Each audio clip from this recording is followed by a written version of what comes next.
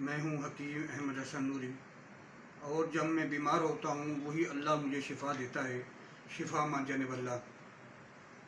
ناظرین، آج ہم آپ کو بتائیں گے یورک ایسڈ کے بارے میں۔ یہ ایک نامراد مرض ہے جو جسم کے اندر ہوتا ہے، جس سے انسان بہت سی تکلیفوں میں مبتلا ہو جاتا ہے۔ یورک ایسڈ اکثر پاؤں کے انگوٹھے سے شروع ہوتا ہے یا ایڑی سے شروع ہوتا ہے، اور اس کے بعد ہاتھوں کی انگلیوں میں اور انگوٹھے میں، اور پھر یہ جب بڑھتا ہے تو یہ پورے جسم کے اندر پھیل جاتا ہے، جس کی وجہ سے تکلیف بڑھ جاتی ہے۔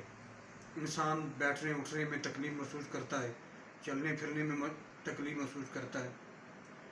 یہ گردوں کی کارکردگی کا کمزور ہونا اس کی علامت ہو سکتا ہے، جس سے یورین ٹھیک طرح نہیں آتا، تو اس کے بعد اس کے جو کرسٹل ہیں وہ جوڑوں میں بیٹھ جاتے ہیں، جس سے جوڑوں کی تکلیف بڑھ جاتی ہے۔ اس کے لیے ضروری ہے کہ آپ پرہیز کریں، اور پرہیز اس کے لیے بہت ضروری ہے۔ وہ یہ ہے کہ آپ دالوں سے پرہیز کریں گے، پتوں والی سبزیوں سے پرہیز کریں گے، گوشت مچھلی سے پرہیز کریں گے، چاول سے پرہیز کریں گے، اور اسی طرح آپ جو استعمال کریں گے وہ یہ ہے کہ آپ فائبر والی چیزیں استعمال کریں گے۔ اس کا علاج یہ ہے کہ آپ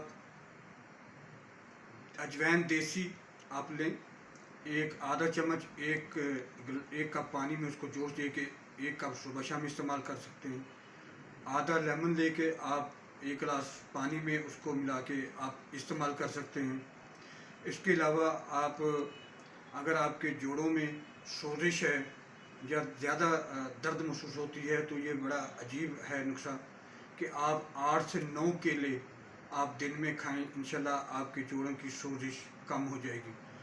اس کے لیے جو نسخہ ہے وہ یہ ہے کہ سرنجان شیریں، سنڈ، مغز پنبہ دانہ اور اسگن، یہ برابر وزن لے کر آپ اس کا سفوف تیار کریں، 1 چمچ صبح شام پانی کے ساتھ استعمال کریں۔ اگر یہ آپ استعمال نہ کر سکیں تو آپ کرشی کی کچھ ادویات ہیں، آپ ان کا استعمال کر سکتے ہیں، اور وہ بہت زبردست ان کا رزلٹ ہے۔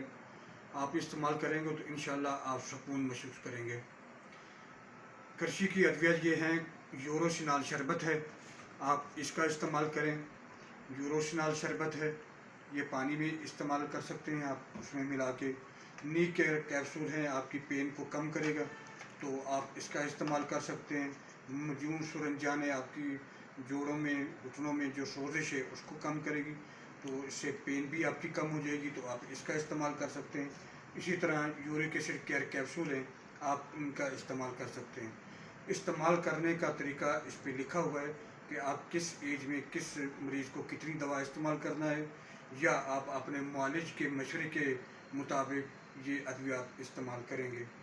پرہیز اس کے لیے بہت ضروری ہے۔ پرہیز کے ساتھ آپ دوا کا استعمال کریں گے تو انشاءاللہ آپ کو بہت جلد افاقہ ہوگا۔ جزاک اللہ۔